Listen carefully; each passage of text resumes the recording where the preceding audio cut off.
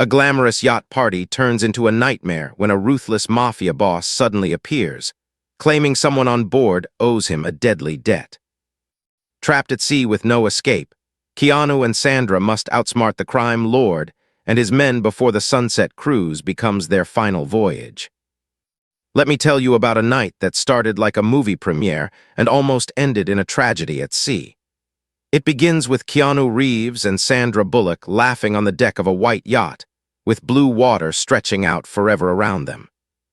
The sun was sliding down toward the horizon, staining the sky with soft orange and gold, and the whole yacht felt like it was floating inside a postcard.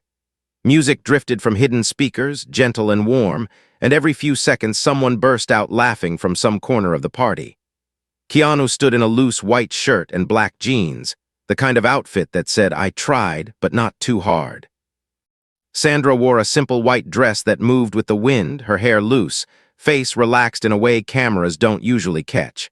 They weren't there for a big Hollywood event. No red carpet, no press wall. This was a small charity cruise for a children's arts foundation, just a handful of guests, a few close friends, and the crew. It was supposed to be calm, quiet, and safe. Maybe that was why Keanu looked so peaceful. For once, he wasn't pretending to be anyone. He rested his forearms on the rail and watched the light skim over the open sea. "You realize," he said, glancing at Sandra, "if this was one of our movies, something would have exploded by now." She laughed, that unguarded laugh that made people feel like they'd known her for years. "Don't jinx it," she said. "For once I'd like a boat that doesn't blow up or crash into anything." They clinked glasses, his with sparkling water, hers with some bright red drink, and for a moment the world felt small and kind. What the guests didn't see was the quiet weight both of them had carried onto that yacht. Keanu had almost skipped the event. He was still shaken by a stranger's letter he'd read the night before, a young fan who'd lost his brother to gang violence and wrote about watching Keanu's movies to feel brave again. It had reminded him of his own losses, the people he couldn't save, the times fame had felt useless. Sandra was fighting her own battle, a fear that life would always be a series of goodbyes. After a long, painful breakup and too many headlines, she wasn't sure she trusted happiness anymore. She kept telling herself she was there just to support the charity. But the truth was, she wanted to remember what joy without cameras felt like, even if it scared her. They had always been kind on set, but out here their kindness felt sharper, more deliberate, like a choice. When a young deckhand nearly dropped a tray of glasses, Sandra caught one with a quick, clumsy grab, laughing at herself instead of scolding him. "See," she joked, "this is why I don't do my own stunts." The boy, Marco, according to his name tag, smiled in relief. Keanu came over, steadied the tray, and lowered his voice so only Marco could hear. "Hey, breathe," he said gently. "Nobody here is going to yell at you for being human." Marco nodded, but his hands still trembled a little, and his eyes slid toward the far end of the yacht, where the open sea darkened into deeper blue. It was a small moment, easy to miss, but not for Keanu. He noticed fear when he saw it. Later, while the other guests gathered near the bar for a toast, Keanu found Marco alone by the rear deck, staring at the water. The music was softer there, mixed with the steady whisper of the wake behind them. "Beautiful, isn't it?" Keanu said, stepping beside him. Marco jumped like he'd been caught doing something wrong. "Sorry, sir, You were just breathing," Keanu replied. "Perfectly legal." Marco tried to smile, but his eyes were tight, and up close Keanu could see a thin scar running across his eyebrow, old but deep. Sandra joined them, drawn by curiosity. "You hiding from the party?" she asked. "That's my move." Marco hesitated, then shook his head. "No, ma'am, just thinking." There was something in his voice, a quiet sadness, like he was counting minutes. The yacht sliced through the calm water, but tension began to sneak in like a change in the wind. A small, dark shape moved far out on the horizon, too fast for a fishing boat, too low for a ferry. The captain noticed it first from the bridge, eyes narrowing. On the deck, Keanu's gaze followed the same direction without quite knowing why. It was nothing, he told himself. Just another boat on a wide, open sea. Still, the hairs on his arms lifted as if the water itself was whispering a warning. Sandra, feeling him go still beside her, nudged his arm. "You okay?" she asked quietly. He almost said yes. Instead, he answered with the truth.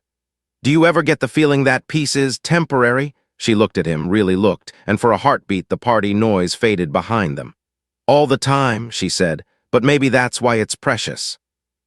The captain's voice came softly over a small speaker near the bar, calm but clipped. "Ladies and gentlemen, we're going to slow down for a bit, just some routine checks." The yacht's powerful hum softened, then stopped altogether. Conversations stumbled. Music felt suddenly too loud. Keanu and Sandra exchanged a glance that said more than words, "Something isn't right." Marco's face went pale.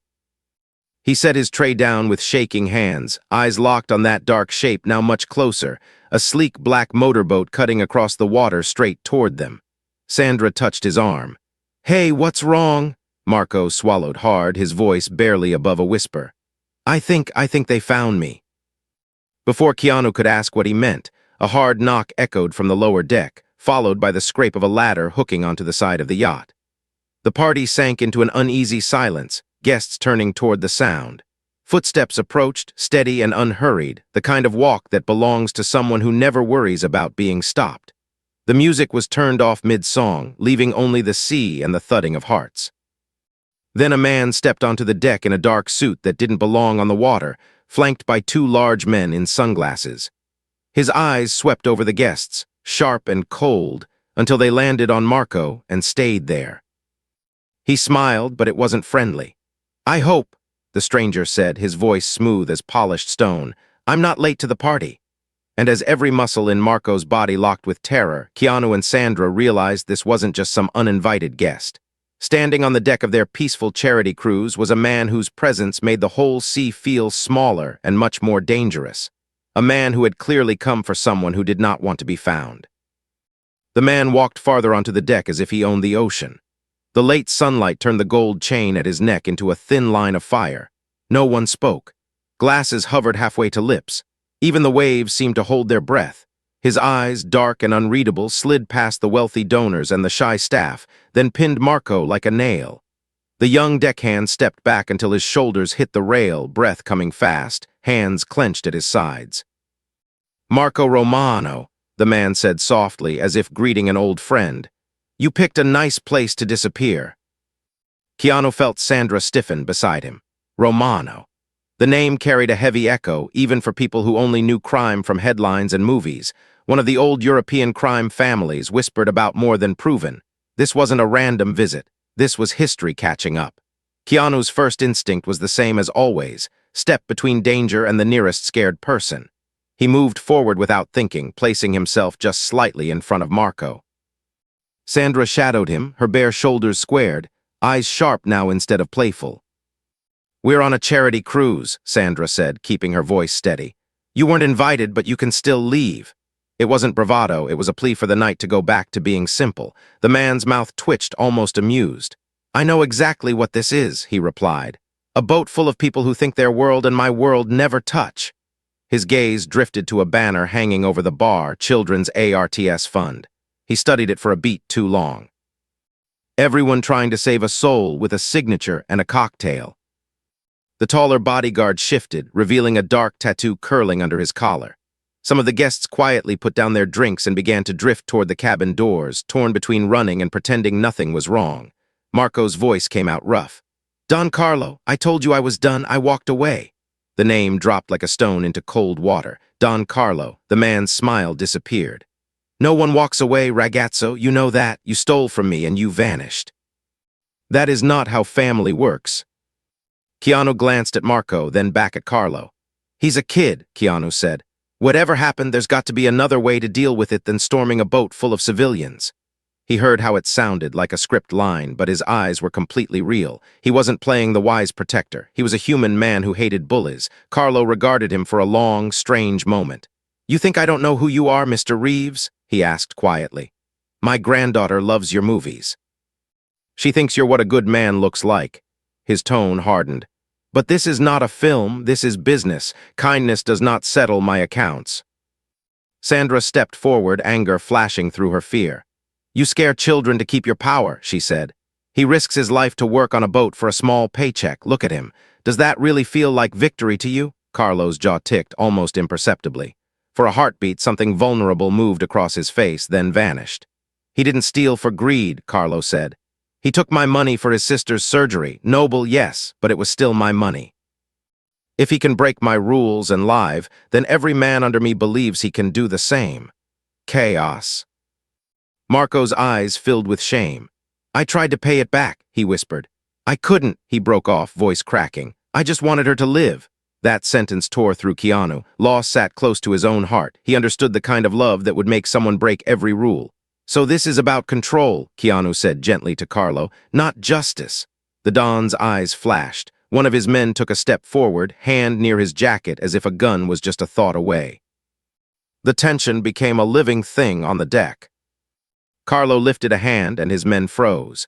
I am reasonable, he said. Here is my offer. Marco comes with me when we leave. No blood, no noise, no interruption to your charity. His voice dropped to ice. If he refuses, I make one phone call and his sister's new life disappears as quickly as his old one did. Sandra's stomach twisted. The cruelty was so cold it almost felt unreal. Marco's face went white. No, he said hoarsely. Please don't bring her into this. I'll go. Stop, Keanu said, his voice low but firm enough to slice through panic. He turned to Marco, then to Carlo. You don't get to make him choose between his life and hers. That's not power, that's cowardice. Carlo's eyes darkened, offended. Be careful, actor, he murmured. There are roles you cannot walk away from. He took a step closer, so near now that Keanu could see the tiny scars on his knuckles, the map of a life built on violence. You want to protect the boy? Fine. You have 15 minutes to convince him to come quietly. If he does not walk onto my boat of his own will. He looked up at the watching guests, at the crew, at Sandra, his gaze finally returning to Keanu. Then everyone on this yacht learns what real fear is. He turned on his heel, signaling his men to follow. As they headed toward the stern, one of the bodyguards, broad-shouldered, younger, a faint uncertainty in his eyes, looked back at Marco for a second too long, then quickly faced forward. Keanu watched them disappear down the steps to the lower deck, the silence they left behind heavier than any threat. Somewhere below, engines rumbled softly as the small black boat idled, waiting. The party was officially over. Sandra exhaled a breath she didn't know she'd been holding. 15 minutes, she whispered. What are we supposed to do in 15 minutes? Keanu looked at Marco, at the terrified kid who had chosen love over fear once and was now paying for it. The answer rose in him with the same stubbornness that had carried him through every dark day of his own life. We do what we can, he said quietly. We tell the truth, we stand with him, and if we have to, he added, meeting her gaze, we rewrite the ending. Marco stared at them, unable to believe what he was hearing. You'd risk all of this, he said, gesturing around at the yacht, the guests, the careers, for me. The pain in his voice was raw, as if no one had ever chosen him before. Keanu's reply was simple. You risked everything for someone you love, he said. That matters, Sandra nodded, eyes shining fiercely. We're not giving you to him like cargo, she said. If he wants to drag you back into that world, he's going to have to walk through us first. As the sun slipped lower, staining the water blood-red and gold, the yacht hung between two futures, surrender and quiet horror or open defiance against a man who built his life on fear. And while engines hummed in the distance and a cold wind picked up across the deck, the first quiet decision of resistance was made, not with violence but with three people refusing to abandon each other. Somewhere below, Don Carlo checked his watch and began to count down the minutes. The upper lounge felt too bright for the conversation happening inside it. Someone had turned on extra lights without thinking, so the room glowed like a cheerful hotel bar while fear coils lay hidden under every table. Guests huddled in small groups, whispering into phones, pretending they weren't calling lawyers, agents, or security. Outside the open glass doors, the sea was turning a deeper blue, and the black motorboat waited like a shadow that refused to leave. Keanu, Sandra, Marco, and the captain gathered around a low table where untouched appetizers sat between them. The captain, a middle-aged woman with weathered hands and clear blue eyes, kept glancing toward the bridge as if she could steer them out of this with sheer will. We've already signaled the Coast Guard, she said quietly, but we're too far out for them to get here in 15 minutes. 20, maybe 30 if they push. She shook her head. If that man decides to act before then, we're on our own. Marco kept twisting a cloth napkin in his hands until it shredded. You don't understand, he said, voice shaking. Carlo doesn't bluff. He doesn't have to. If he says he'll hurt my sister, he will. He looked at Keanu, at Sandra, as if begging them to hate him so that his leaving would be easier. I should never have come on this yacht. I thought if I stayed moving, stayed small, he couldn't find me. I was stupid. Sandra reached across the table and gently stilled his hands. You were desperate and terrified, she said. That's not stupidity, that's survival. Tell us everything, Keanu said. No more pieces. What did you do exactly? Marco swallowed. For a moment he didn't speak, then the words poured out. He had grown up in a crowded neighborhood where the Romano name was whispered with both dread and respect. His father had worked in one of Carlo's shipping companies. When his little sister Lucia got sick, a rare heart defect, no hospital would treat her without money they didn't have. Marco had always been good with numbers, with computers. So when a cousin from Carlo's crew offered him a job keeping digital ledgers, it felt like the only path. I told myself it was temporary, he whispered. Just until Lucia got her surgery, I kept 2 sets of books, one for them, one for me. I skimmed tiny amounts from the worst operations, from things I told myself were already evil, so it was almost justice. He laughed bitterly. You can dress up stealing any way you want, it's still stealing. By the time Lucia was in the hospital, I had enough. I wired it into an anonymous account, paid for everything, and ran. His eyes burned. I thought if I disappeared before Carlo noticed, it would be okay. But men like him always notice when someone stops being afraid. Captain ran a hand through her hair. And the money, where is it now? Marco hesitated. That's the other problem, he muttered. I didn't just take the money, I took the records, the names, the deals, evidence. His shoulders sagged. I hid it on a drive when I started planning to run in case I ever needed to bargain with the police, but I was too scared to go to them. If Carlo gets that drive back, he erases every trace. If the police get it, he trailed off. The answer hung between them. If the police got it, Carlo's empire could finally be touched. Sandra leaned back, mind racing. So he doesn't just want you, she said slowly. He wants the truth buried. Keanu nodded. Where's the drive now? Marco looked toward the starboard side of the yacht, toward the rows of bright orange life jackets stacked in a closet near the crew quarters. Hidden in a place he'd never think to look, he said, with the things that actually keep people alive. A shaky smile touched his lips and vanished. I thought that was poetic. Captain blew out a breath. All right, she said. Option 1, we give him Marco, hope he keeps his word, and wait for the Coast Guard to show up and pretend none of us saw anything. Option 2, we protect Marco, hold out until the Coast Guard arrives, and risk him attacking the boat before they get here. Option 3, she glanced at Keanu and Sandra. We outsmart him. Keanu tilted his head. What are you thinking? He expects fear, the captain replied. He expects us to hide or obey. He doesn't expect resistance from a bunch of actors and donors. Sandra leaned forward, eyes brightening with a dangerous kind of hope. We split the problem, she said. You keep the yacht moving slowly toward the Coast Guard's path like nothing's wrong. Marco and one of us sneak to the life jacket closet and get the drive. If we hold it, we have leverage. We tell Carlo that if he touches one person on this yacht, that evidence goes straight to the authorities. Marco shook his head wildly.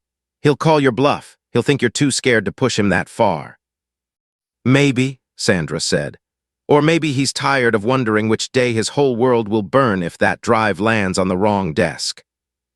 Keanu listened, a strange calm settling over him. He'd done 100 stunt sequences on sets where everyone knew nobody would really die. But this felt sharper, more present. His fear didn't shrink him, it clarified him. I'll go for the drive, he said.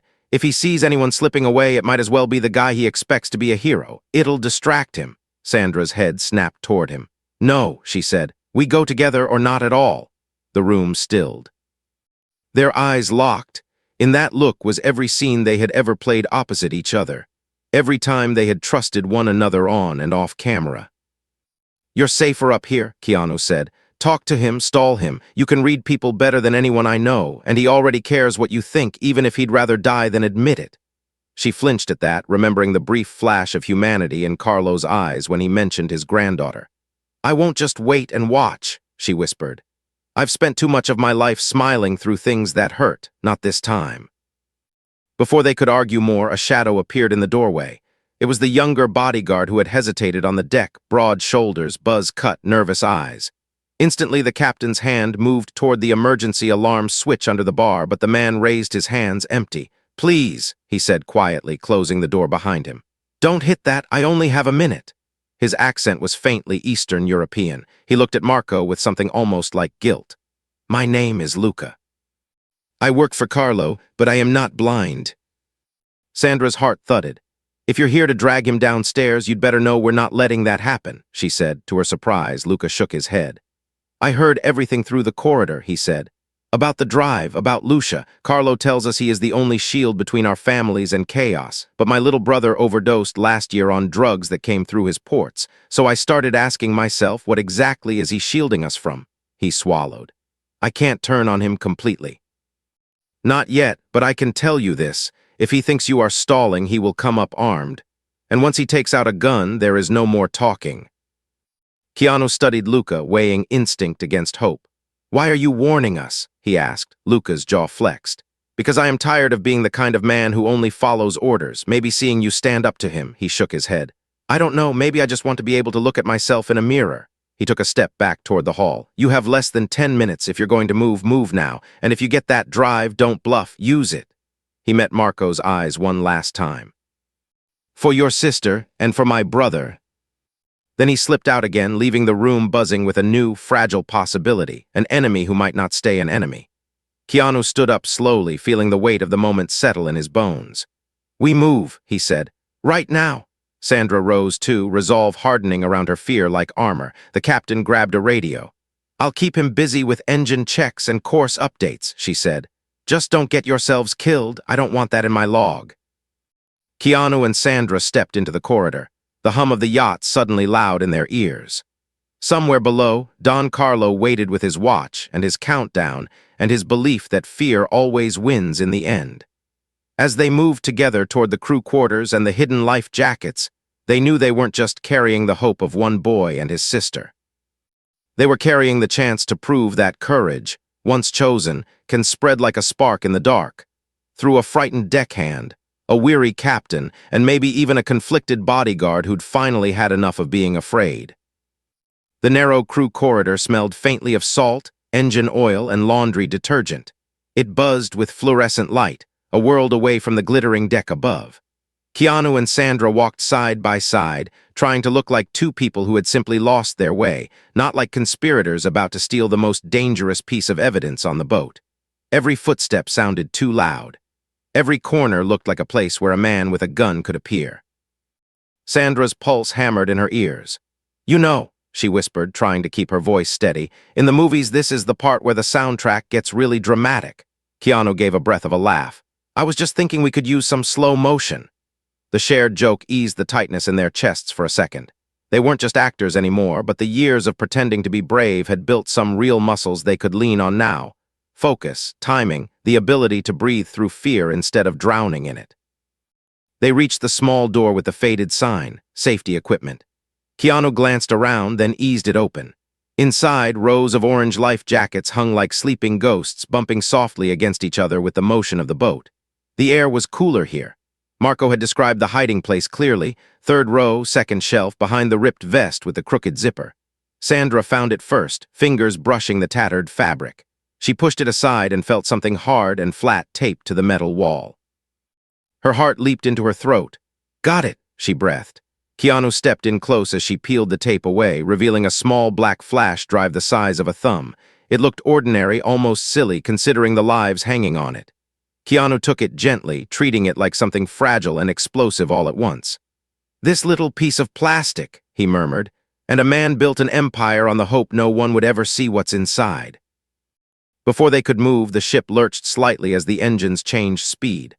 A voice crackled over the intercom, Carlo's voice, amplified and calm. Mr. Reeves, Ms. Bullock, our time is nearly done. I would appreciate your presence on the main deck. Sandra and Keanu locked eyes. He knew and she knew that Carlo had noticed their absence. So much for subtle, Sandra muttered.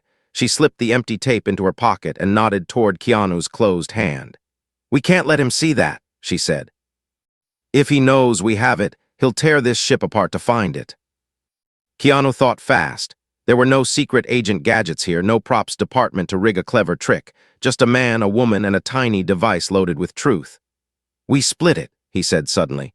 Metaphorically, I keep the real drive. We make sure there are phones filming when we confront him, and we say the data has already been copied and sent. He can't tell if we're lying, and if he kills us all, he loses anyway. Sandra raised a brow. You sure you're not secretly a writer? She asked. He shrugged. Pain makes you think in stories. They tucked the drive into the lining of Keanu's shirt, secured with a safety pin from a repair kit hanging on the wall. It dug a little into his chest, a sharp reminder of what he was carrying. As they stepped back into the corridor, two of Carlo's men appeared at the far end. One was Luca, eyes tense but steady. The other was an older guard with a scar down his cheek and none of Luca's doubt. "Boss wants you topside," the older one said. His hand hovered close to his jacket. "Now." Sandra lifted her chin, channeling every red carpet moment where she'd had to walk into a room that felt hostile and pretend it didn't bother her. "Then let's not keep him waiting," she said. The walk back up felt like climbing toward a storm. The deck, once full of music and chatter, was now arranged like a stage set for a showdown. Guests stood clustered by the rail, frightened and trying not to show it. The captain lingered near the helm, radio in hand. Marco was near the center, flanked by two of Carlo's men. And at the heart of it all stood Don Carlo himself, the ocean behind him, his expression carved from stone. "Right on time," he said, checking his watch as if they'd merely arrived late for cocktails. "I was beginning to worry you had developed a sudden fear of open spaces." His eyes flicked to Luca and the other guard, then back to Keanu and Sandra. "Have we reached a decision?" Marco's gaze met Keanu's, desperate and apologetic. He had clearly tried to step forward and offer himself, but one of the guards held him in place. Sandra didn't wait. "Yes, we have," she said. Her voice carried clear and calm the way it did on screen when she played women who found courage at the breaking point. "We're not giving him up, not to you." A murmur rippled through the guests. Carlo's jaw flexed. "Careful, Ms. Bullock," he said softly. "You are confusing the screen with the sea. Out here, your fame does not protect you." "It's not my fame I'm counting on," she replied. "It's the truth." She nodded toward the cluster of guests. "Phones," she said loudly. "Film this." A few people hesitated, then raised their phones, hands shaking. The captain lifted hers too, lens focused straight on Carlo. Something shifted in the air. Fear was still there, heavy and real, but it now had witnesses. Carlo's eyes darkened. "You think pointing cameras at me changes anything?" he asked. "I'm a ghost to your world, stories, rumors." Keanu stepped forward, the hidden drive pressing into his chest like a second heartbeat. "Not anymore," he said quietly. "You're right, this isn't a movie. In a movie, I'd throw a punch and knock the gun out of your hand in slow motion, then give a clever line. But real courage isn't about choreographed fights. It's about doing the right thing when you're shaking." Carlo's hand slipped inside his jacket and came out holding a small pistol. Gasps burst around the deck. "Then shake somewhere else," he said. "Marco comes with me or I start making examples, one by one." He raised the gun toward Marco. The young man squeezed his eyes shut, lips moving in silent prayer. Luca stiffened, a muscle ticking in his jaw. Sandra's vision narrowed until all she could see was that gun, that terrified boy, and the deep blue water that suddenly felt like it could swallow them all. Keanu stepped slowly between Marco and the barrel, raising his hand slightly. "Shoot me instead," he said. His voice didn't tremble, though his heart slammed against his ribs hard enough to hurt. "You want to scare them? Fine. You kill the guy who makes people believe in decency for 2 hours at a time. You put that on their phones, on the news, in your granddaughter's feed. You watch her realize who you really are." The deck fell silent. Carlo's eyes blazed with a conflict that ran deeper than pride. For a second, the gun wavered. Keanu could see the faint tremor in the man's fingers, the ghost of a conscience trying to claw its way to the surface. Then Carlo's face hardened, and the muzzle lifted until it pressed over Keanu's heart. The metal was cold even through his shirt. "You think your kindness is stronger than fear," Carlo murmured. "You think your stories can change the ending." He leaned in, voice dropping to a whisper only Keanu and Sandra could hear. "Let's find out." Behind him, just slightly out of his line of sight, Luca's hand moved, slowly, deliberately, toward his own weapon, his eyes flicking between his boss. The man standing undefended in front of the gun, and the phones recording every breath of what was about to happen.